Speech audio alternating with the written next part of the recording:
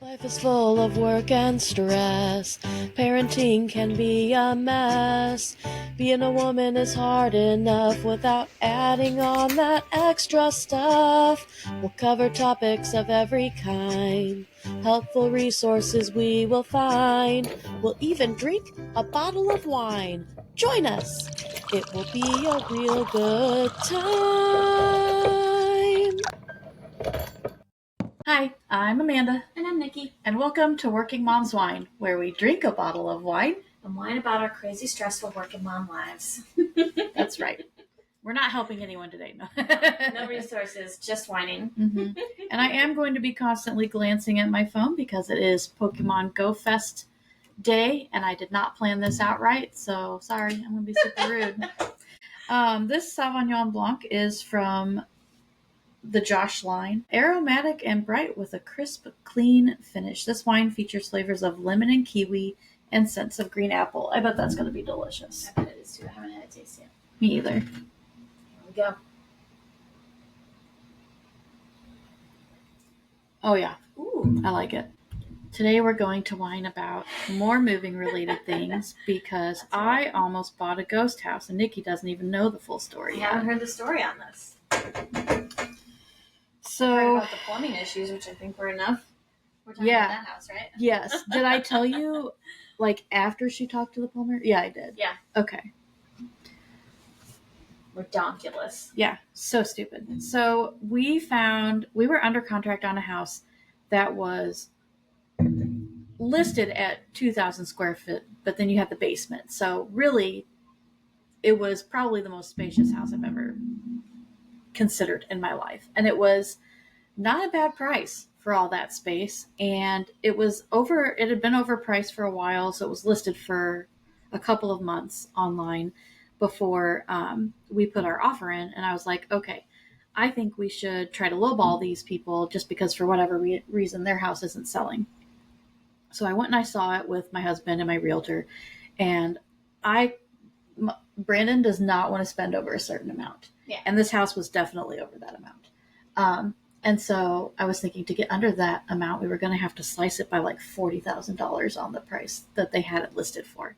So I was like, there's no way this is actually going to happen, but we can go look and see if Brandon falls in love with it and maybe changes his mind. Because he's super conservative with his... Tricky. Yeah.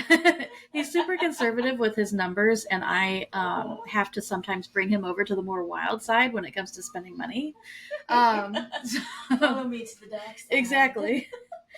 I would be so broke without him. But we went and looked at it, and it does have quite a few DIY projects. Nothing crazy on the top. There was a leak we noticed in the basement. We couldn't tell if it was ongoing or just something that had happened in the past.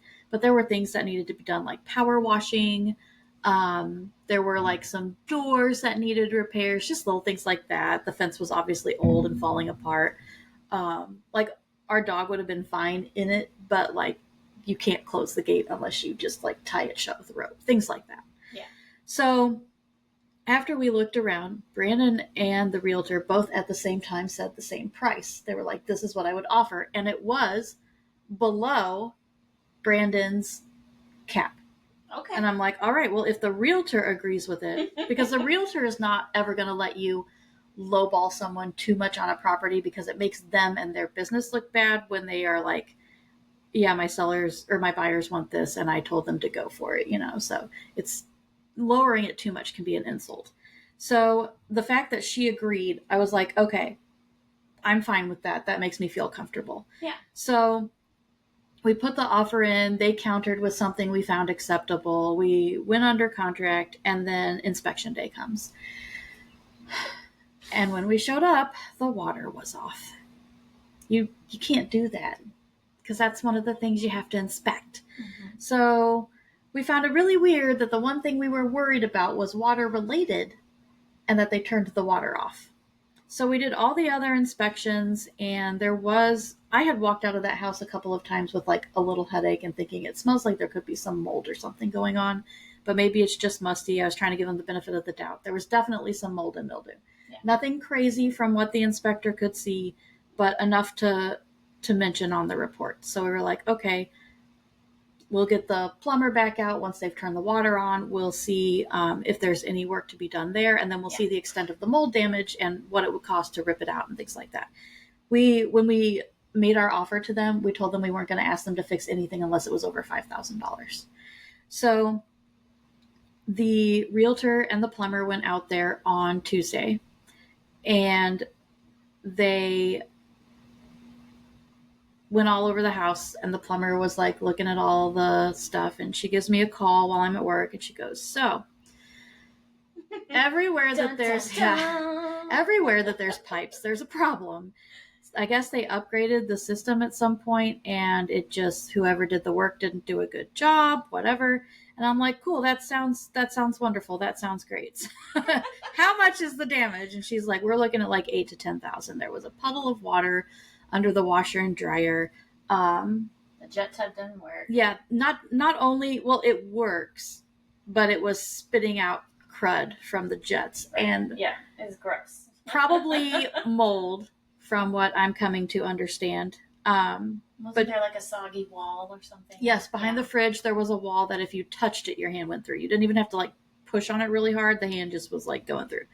So, and then you go back and think about how these people had their house way overpriced to begin with, and were having trouble getting people to even come look at it. Yes. What's going on in y'all's head? It gets better. And by better, I mean much, much worse. So then they start, after seeing where all the water damage is, doing things like peeling up the contact paper on the cabinets. Black mold everywhere. So they found multiple places where there was mold, black mold, the water issues. She goes, altogether, we're probably looking at like $8,000 to $10,000 worth of stuff. She's like, the plumber's not done yet. I don't have an official estimate. Just know that can be rough obviously to live in and to breathe, like dangerous for your health. Right. But hard to get rid of. And even when you've remediated it fully and think you've gotten rid of it, you haven't gotten rid of it. Right. So it's horrible. And then let's add on top of that the fact that Amanda and a couple of her children have this was going to be my next point. Asthmatic issues. Like, we grew up spending a lot of time sitting around a nebulizer that you were on. Yep. So at home. Taking a home nebulizer. Taking the treatments, sometimes pretending to take the treatments when Mom walked out of the room. Because you had to wear a mask, and I'd be like, oh, I'm so tired of wearing this mask. Yeah, they put like this little CPR type thing over your mouth, and they'll just like strap it on, and Mom would walk out, and sometimes we'd pull it off. Yeah. I say we. I was just sitting there. She's a partner in crime. I kept my mouth shut. So, yeah, but that was the other thing, was we were like, even if they could take care of it, like, is that going to be an issue? Yeah.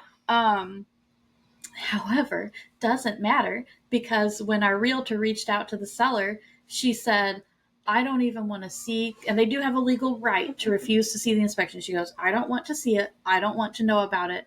We are not going to fix anything. And even if we did, we wouldn't do it the way you want us to. So I was like, okay, well, that attitude is enough for me to not want you to get my money anyway. Right. And how fishy and shady that the next people that go are going to go through this exact same thing and have no idea. And they're just going to claim ignorance because they refuse to see the report. Like, people are jerks. Brandon and I were wondering I was going to say a curse word. if there was some way that we could, like, tell people, get that out into the open, you know? Is there some way? I don't know. I tried to look up if I could sue them, although that's dangerous because this dude happens to be an attorney, the seller. But he probably knows then. Exactly. He can't do anything. And everything on Google was like, oh, you can do fraud after you've bought the house, but we didn't actually buy the house. But it does set us back. Like, we have people moving into our house in 11 days, and now we won't be moving out until 8 days after that. So we're going to see if they have any flexibility on the move in. And luckily, I have lots of family in the area. My mom. Packing into pods. And that's what I was thinking. But then you have the extra cost of the pod. So, and of course, luckily, we're only out the inspection money. Like, people can get in these situations and have to do multiple appraisals, multiple inspections on multiple houses. I immediately put a hold on that appraisal, and we saved that one. But, like, we're out $700 for the inspection. If we have to put everything in a pod, it's going to cost much more for moving costs than we anticipated and budgeted for. And so it's like, it would be really nice to be able to go to the seller who is obviously hiding things and obviously trying to hide things for the next person. Yeah. And be like, listen, I think you owe me a couple grand. But and you have to update your listing. Sneaky little jerks. Yeah. So we backed out of that as fast as we could. It took them a hot minute to sign. We had sound effects. We could go. I know. Maybe I can find some. We need a soundboard. Can we have a soundboard? Yes. Patreon. Let's go. We need to buy a soundboard. The list is growing of things we need to buy to make this more entertaining. But when we signed the mutual release, which is how you get your earnest money back, they took a few days to sign it on their end. And I was just like, oh my gosh, what if they don't sign it? But my realtor, God bless her soul, that night took me out to see 2 more houses. Mm-hmm. And we fell in love with one of them and are already under contract on the next house. And this one, I don't expect any weird surprises from. The seller seems to be a very awesome person. They're even like offering us discounts on the furniture that's already in the house if we want to buy it so they don't have to move it. The neighborhood seems great. The house itself seems very well maintained. They had a basil plant sitting out in the middle of their kitchen. And by the time I was done looking around the house, I was like, I have such a craving for pasta right now. But yeah. It looks like a very nice, very cute house. Yeah, I'm very excited about that one. Does it have the same number of rooms and all that? Not on paper, but it's because you can't count a basement room unless it meets certain requirements. Yeah. So including the basement room will have enough bedrooms for everyone.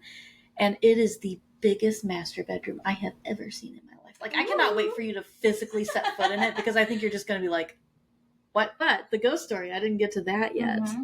So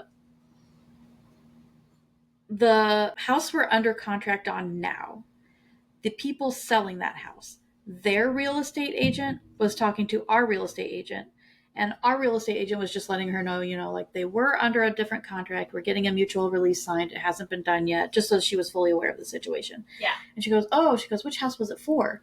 And she gave her the address, and she goes, excuse me. She gave her the address, and she goes, no way. She goes, I lived in that house. No. Yeah. She didn't do the horrible plumbing fix, did she? No, but the issues were going on while she was in the house, and she was ghost issues and not plumbing issues. It's both. She was telling the seller because they were living in it. They were doing a lease to own, and she was telling the person who owned the home about the plumbing issues. And she's like, even then, the lady refused to fix it. She goes, I bet she didn't even tell you about the fire. What fire? No, dun, dun, dun. She didn't. So all the mold that's in the kitchen is not from a dishwasher leak that they had been looking at, but was from a fire. So they had a fire in the kitchen, didn't talk about that. And that you knew about ahead of time and should have disclosed. And also that means they knew about the plumbing issues ahead of time and should have disclosed. So why is there nothing you could do about that? I mean, I think maybe there's freaking America. Knowing now so that many I'm loopholes, it's processing that as I talk about it, since it's obvious that she knows about it, I think if we made a case including that agent that lived there and experienced the issues, she could be like, yes, they knew about it because I complained to them about it, assuming there was documentation, things like that. But yeah, it's just ridiculous. So she said that here's your resources for today, people.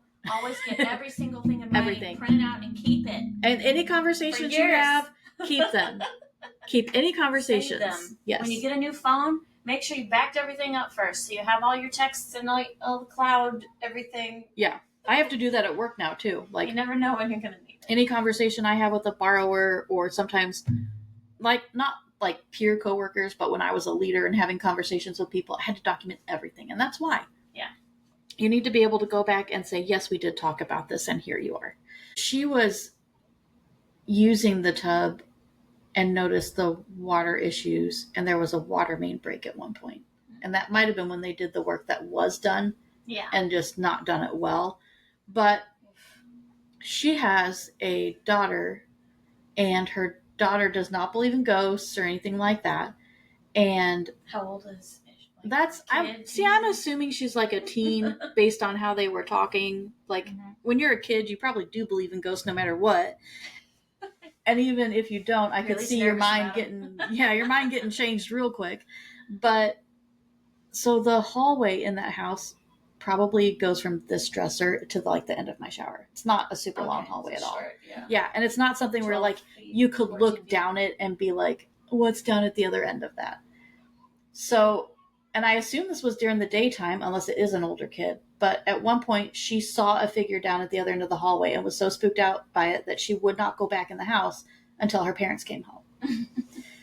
That's the only ghost part that they had to contribute, except for letting us know that the person who owns this home moved her parents in while her mom was older and they knew she was about to pass, waited for her mom to pass, and then kicked her dad out. Man. And then when my realtor went in there... This house is full of turmoil. I know. So my realtor goes in there the day the plumber shows up, and she gets there before the plumber. And she says she gets a little creeped out by vacant houses anyway. But this is at literally like 9 a.m. So it's not like it's dark or anything like that. She goes in and she sits on the couch and she's like, nope, I'm going to go outside till the plumber gets here. Like she's just had like this feeling. Vibes. Yeah. The vibes. We're not vibing. Yes. And Brandon told me this before knowing about all of that information that the realtor gave us. But when we found out there were too many issues going on and we were probably going to have to back out, he was like, I had a feeling from the first time we walked in that house that it was not going to be our house. I was like, you have to voice those feelings. I don't care if you're a ghost person or a God person. When you feel it, you got to say something. Sometimes society has crushed us into this place where we think all that is bull hockey and people are going to think we're being silly. And I have a lot of... I'm forgetting the word right now off the tip of my tongue. I feel intuitive? Yeah, like not intuitive. The one where you feel other people's emotions. Oh, empathetic. No, but it's empath. I guess it is. Empath. Yes, okay. That is. So I feel like that is me. Every time I read a description of what that is, I take on the feelings of whoever's around me, despite being a therapist and trying to develop lots of good, healthy boundaries about that, because I meet people all the time from extreme trauma, and you do not want to be feeling that and carrying that with you. It's not healthy. I think it's a reason why I have strayed away from private practice as much as I have, because I know that I'm not good at that in that situation. And sometimes it's great because people who are not sympathized with much need someone who can have empathy towards their situation, even if, there are times where it's like the live action stories that are telling the Disney villains' backgrounds. You start to actually have compassion for them and feel for them, even though they're terrible people and do terrible things to other people. They still have situations that have happened to them. And yes, they made choices, but you can still have empathy for what got them where they are. Yeah. And so it's helpful for me in that sense, but it's also not helpful because if you spend an entire day hearing people's tears and traumas and all of this, it can become a lot if you take it on. And so learning how to not do that. But I feel like I knew that from the get-go, and I didn't have an outlet to discuss that with, because it was silly nonsense, and it was, you're just a beginner, and that's just, you haven't built your boundaries yet. You haven't figured that out, how to let that go, how to not take that on. And it seemed to me like the attitude from where I was at in my first few experiences in the field was, you'll get used to hearing all of that, and you'll desensitize eventually. Yes, you'll develop sarcasm and jokes about it, and that will make it okay. Oh my gosh. And in the hospital setting, it really it was that a lot. And I mean, don't get me wrong, I participated in it. I joked about things. I had to find some way to Well, it's like when we had all the COVID death memes going around. Yes, we were trying to cope. We were trying to cope, but it wasn't, a good strategy for long-term coping. Right. In that kind of a job. So I did have to find ways to release those feelings. Yeah. I never stopped feeling them. I haven't figured out how to do that. If you know, please share. But find ways to release them, to I found this show I love, but it's very dramatic and it makes me cry a lot. And I'll watch that after I've seen people, and I'll just let myself sob to some book or TV show and like let it out, And it's just, it is what it is. Got to release that cortisol. That's right. For a while, I was doing real healthy things like running 5Ks and, doing stuff like that helps you release those things too. Yeah. There's a reason why one of the base things the therapist wants you to do when you're trying to get healthy is eat right, drink a lot of water, sleep, and exercise, because it gets the right hormones pumping through your body and your brain and can balance things out naturally without needing medication for some people. So, that was probably a much better way to handle it than crying at a television show. Sometimes you do what you got to do. No one's perfect. But yeah, I think sensing things, feeling intuitive, being an empath, sometimes people hear those terms and just roll their eyes like, yeah, okay, hippie doo-dah, like. Right. But I believe that's real for sure. And if anybody was going to have intuition about those kinds of things, I feel like it would be your husband. Oh, 100%. Yeah. He's very open to those things, in tune with himself. And I would say he's also an empath in some respects. And he's very concerned about others' well-being. He's a very gentle personality. So definitely fits the bill on that. The last time I decided to download dating apps, I had Amanda and Brandon going through. It was so fun. Swiping left and right for me because I feel like my picker is bad. Yeah, I think we eliminated almost all of them. There were 2 or 3 where we were like, you can talk to these if you want. Yeah, you're like, you could try this one. But then I think the next day I deleted everything because that's my pattern. I think, it would be nice to have a partner to share this load with sometimes. The housework, the bills, the, moving through adulting period. It would be nice to have somebody to talk to, help with those things. Yeah. To be a partner. And I think that's what always catches me every time is I'm not thinking it would be nice to have romance and love and someone to care about me. You just want a coworker. I just want a roommate who's going to take on 50-50, and then I'm like, no, I need to delete this. I just need a friend to move in with me. Right. That's funny. I wish my house was better set up for taking on a roommate because I would if it was someone I knew and trusted. And I almost did once, but the bathroom setup is difficult. Yeah. It's like if they could have the basement space, they'd have a pretty large space and they could come up and we could share the middle, and then I could have the upstairs and we could each have our own space and share the middle. But there's no bathroom downstairs, and the bathroom in the middle is just a half bath. There's no shower. So it's like. Yeah. And the one upstairs, you don't have a separate one in your room, do you?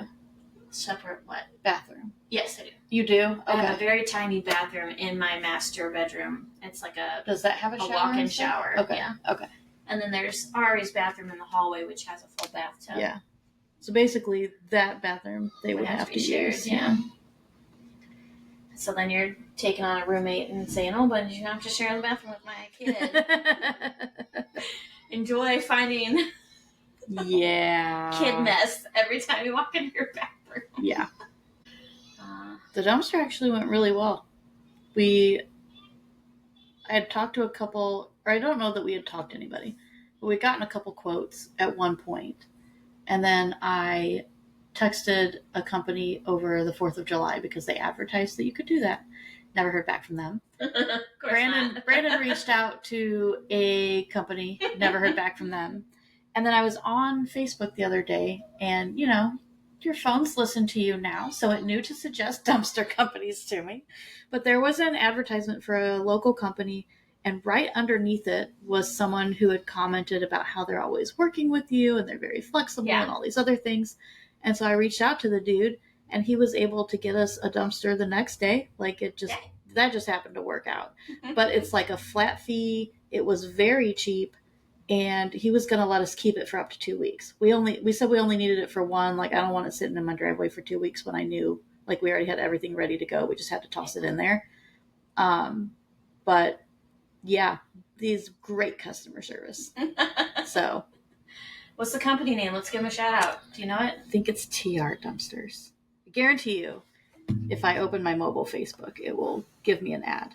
But I believe it's TR Dumpsters. Yep, it is. Okay. See? TR Dumpsters in Missouri. Look, give them a holler. I have an ad. Yeah. With the TR Dumpster Company, they do have the 314 number. So I'm assuming that means they service St. Louis County and St. Charles County. So most of those places, maybe they even dip over into Illinois for all I know. It's worth calling them if you live in any of those areas. On either side of the quick river. and reliable. Yeah. Yeah. Yeah, dude was super nice. And they take Venmo, Zelle, and Cash App, so do be prepared for that. Or cash. You know what freaked me out about the ads now that you brought that up? So a friend of ours from childhood posted on Facebook and basically said, so there's been a new report or study or something that came out that said that tampons have things like lead and arsenic in them and stuff like that. Oh, of course. Yeah. And so Yay. she basically shared that article and said, if you've ever wanted to consider alternative products, I'm open to telling you, my experience teaching you how to use them. Because there are things out there, but they are not well advertised or taught. No. And I didn't find it until I was 36. Yeah. And I maybe heard things here and there, but it wasn't something that you heard about people actually doing. No, I didn't. It was just for the hippies and the extremists, Yeah. I didn't find out about that stuff until literally probably and we're talking 4-ish cups, years ago. discs, other period products. I had a friend who just happened to start doing the whole cup thing, and she was talking about it is a little funny the first time you take it in and out, and her bathroom ended up looking like a scene from Carrie. Sorry if any guys are listening, but so hearing her talk about that was funny. Because I started using a cup just on my own with no instruction, and I never had an incident like that. So there are people who go through it without incident. Right, and it all comes down to just making sure you do the right research beforehand and get the proper size. Know what you're doing. Yeah. I didn't even have the proper size, and I didn't have a problem like that. But it's a different story. But anyway, she made Let's hear all about it, Nikki, on the internet. Let's go. She made this post and she was like, if anybody's interested in learning more about alternatives, I'm here. Send me a message. I'm happy to talk to you about it. Yeah. And I read that post. I clicked in it and started to make a response. But I've been going through this adjustment for myself where I try to stop commenting on posts. All it does is bring more headache than it's worth. In so many instances, it's just trolls. Yes. And they are just trying to engage you in hate. And not that this post was that, because it's somebody I actually know and people I know that were responding, but I've just been trying to stop myself from replying and commenting when not 1,000% necessary.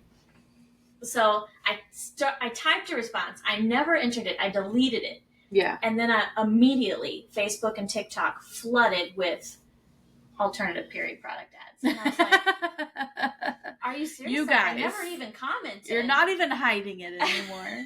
Oh my God. Wow. But we're each going to take a turn whining about something. And now Nikki's going to whine about, you got to be real careful when you're making purchases online. I was not this day. Was this through Amazon? This began fully my fault. No. Okay. So my daughter's birthday is in a month, and she wants a baby reborn, full silicone, lifelike baby doll that weighs stuff and is jiggly and squishy. And we all know how expensive those are. Yeah, they can be, for anyone who doesn't know, anywhere from $400 to $2,000, depending on how fancy you get with this stuff. Yeah. And there was no way I could afford that. But when she was talking to me about it, I was searching for them on Amazon just to see if there was anything on there like it and trying to understand what she's talking about, because she sees these babies in YouTube videos. And I have no idea. I've never seen it. So I'm searching stuff. She's looking at the pictures with me. She's like, yeah, like that, like that, like that. So I'm like, oh, okay, cool. And I just searched silicone baby doll. I had no idea that there's two kinds. There's vinyl. See, I don't think I even knew that. Like a hollow baby that has, it's like vinyl silicone is like soft plastic, so you could squish it, but it's hollow.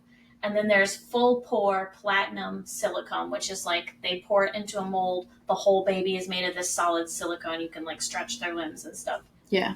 It's weird. What's the one, the water baby you had? I know it's not the same we had water thing. Babies. I think that's were just they what it called was, water yeah. babies? Okay. And they had the little plug in the back. You could fill them up with water, and so their bodies would jiggle. Why have a water bed when you can have a water baby? That's right. I even showed that to her and asked her if she would want that instead. That's funny. But no go. So look, it's fun. I was looking at these babies, and I found these ones on Amazon that were like, they're supposed to be $70, but they were on sale for like $40. And she was like, yeah, I like that one. And she's like pointing them out. But of course, she's 6, and I don't know the difference between these silicone types. So we're both not realizing that this is not the kind of baby she's really wanting. So eventually I discover that these babies on Amazon are cloth body and silicone limbs. But it's the vinyl silicone. It's the squish, hollow one, not the squishy solid one. Yeah. So I'm like, okay. So in finding all of these things out, I'm Googling for these babies to find out what are the websites I can buy them from. And I find this website, and this is totally my bad. I should have searched reviews on this website and like, is this a legit silicone baby? Like all that kind of stuff. I did not. It was late at night. Ari was at her dad's. I was just trying to get this taken care of. So I'm doing that. I'm Googling. This is why you need a roommate. I find these cute babies, and I take screenshots of like 6 different ones, and I send them to Ari in her messenger because she's at her dad's. And I'm like, which faces do you like? Because she wants a baby with brown hair but hazel eyes, because that's what she has. And hard combo to find. I can find blue-eyed ones, so I'm sending her different ones, and I'm like, give me your top 3 out of these 6 or 2 or what, whatever. So she picks one out that she likes, and it's only, it looks like it's only $32. But of course, there's all these add-on things as you're trying to purchase. And I realized during the purchase thing, I think I've caught myself because I realized that there are differences in the bodies. There are, the full silicone and the hollowy ones. And when I read this description, I thought I was purchasing a full silicone baby. But I was wrong. Of course. And so I do it. I pay the extra to get what they call an exquisite box. So it shows up in this beautiful box and an extra outfit and accessories. And there's 2 different versions of the outfits to pick from. I pick the pink one, of course, and get it all done. And it says, it takes them about 10 days to make the baby because they claim that they make it by hand per order. No, they do not. They absolutely don't. I found this exact baby with absolutely no differences on Mercari app the next day. But that's another thing. Not the next day, the day after it showed up. The picture that you sent us of the baby is haunting, in my opinion. It's laughable. So I order it. I'm not concerned that it hasn't sent me the shipping thing yet because they told me it would take a while. And the real silicone babies, they do things like paint veins on them and stuff. So that made sense to me that they would have to make it, Yeah. And I just thought I was finding a good deal because it was a smaller baby. It was only like 12 inches. It wasn't like full newborn size like some of them are. And here we have the moral for today. If it looks too good to be true, it is. It probably is.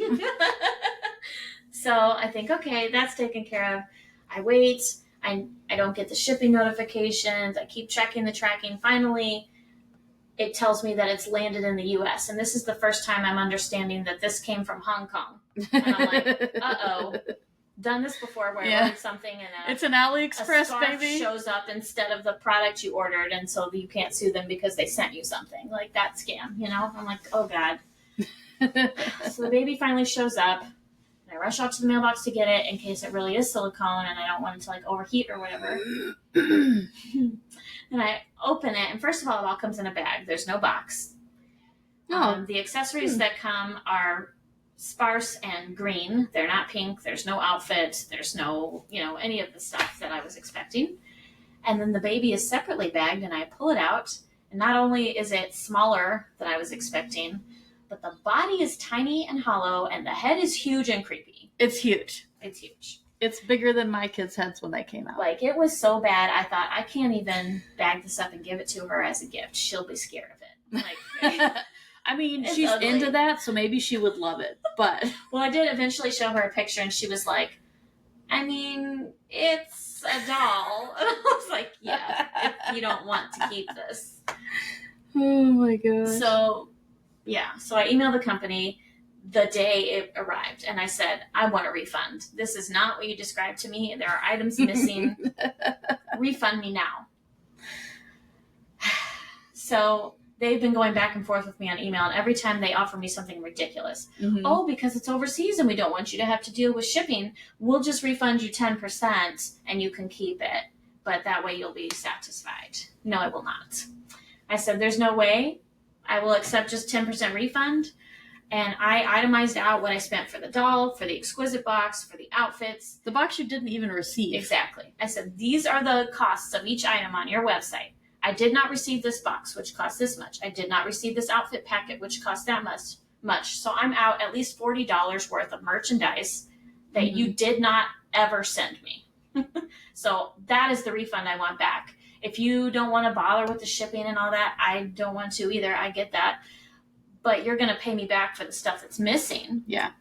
Even though I don't really think the doll is worth $32 and the shipping, the $20 of shipping or whatever it is they claim. Like, annoying, but I'll take the $40. Yeah. Cool. They reply, okay, we understand you're still dissatisfied. We will offer you 15%. And mind you, that's like, I think $15, something like that. I'm like, no. Yeah, it's very small. This is what I paid. This is what your website says it costs. I did not receive these items. I want this amount back. And then they respond, they'll give me 20%. I respond again. I would like the process for a full refund and to return the product because you are not working with me. If you are not going to give me $40 back, I'm going to send everything back and you're going to fully refund me. So then they respond, this is the address you would have to ship it back to. We understand if you would like to do that because you're unsatisfied with the doll. Or to make this easier, we'll offer you 25% back. Oh my God.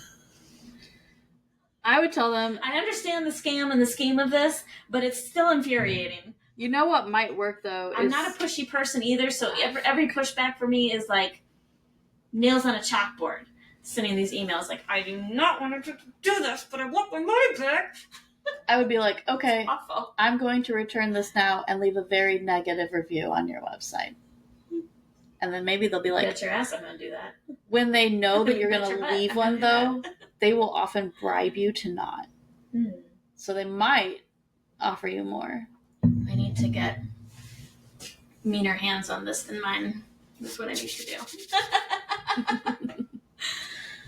Yeah. So I haven't responded to the 25% email because it came in while we were recording here. But Yeah. I'm just like, seriously. Boo. Poo on them. It's RSG dolls. Don't buy from them. Never okay? buy from RSG dolls. But in discovering this scam that I'm now in, I did what I should have done the first time, which is the proper research, where I went on YouTube and looked up these babies and asked the people making the videos where they recommend buying the dolls from and started looking there. And that's when I learned the terms vinyl silicone versus full pore platinum silicone and was able to look for the right thing. And I did find one on Amazon. There are only a couple, and there was only one with hair, but it was actually affordable. Yeah. And I spent, I think, a little less than I spent at this other place. That's surprising to me. Yeah, I was shocked. But we were very lucky to find one that actually had a video review, and it was a lady who buys these kinds of dolls all the time. And she was like, if you're a first-time buyer and this is your first baby reborn doll, it's like a great first delve into the realm or whatever. Yeah. And so it's like a smaller baby, but, you know, she's little. She's after all the hullabaloo and her thinking that she was getting one, and then it showed up like that. And yes, she knew she was getting it because there were so many specifications I had to ask her about. Right. It's not something I'm just going to guess on. So. Right. Then when we discovered this new baby and we ordered it, I told her when it shows up, you can just have it because you know it's coming, and it's like a month before her birthday. Yeah. I was like, you know, kids get everything all at once anyway. This will spread the joy out a little bit. There's no way, you know, that I could order something on Amazon and she would think it wasn't coming for a month. Right. Exactly. So it showed up yesterday, and it was everything advertised. Yay! Wonderful, Happy ending. And she hasn't set it down since. Although something for moms to know if you're considering going this route, something I didn't think about is because they're silicone, every fuzz and hair sticks to it. And we have Really? 2 long-headed gals in our house and 2 short-haired dogs that shed like crazy. The second she sat that thing on the couch, covered in short dog hair that just stuck and clung to its skin. We'll have to teach her the tape trick. You can use tape. You can rinse them in lightly, like lukewarm water. So we gave it a bath. That's and crazy. I told her, you just need to be careful when you're changing it. Don't set it down on the ground because it'll get covered in fur, Lay it on a clean blanket that the dogs haven't seen. Roll it before you do. So we're learning. Gosh. But I did not expect that. Like, I was looking at it the other day. I'm like, oh my God, this thing's covered in our hair. What happened? Well, as always, thanks for joining us. You can find us on Instagram, TikTok, Spotify, YouTube. All of the things. Like, subscribe, share, comment, interact with us. Leave your I've been scammed by Hong Kong stories in the comments. Yes, or your moving horror stories. I always feel bad when we're helping a buyer out and we had one dude literally put appraisals in on 3 different properties before he was able to get one. Never thought it would happen to me. But anyway, we will see you guys next time. Bye.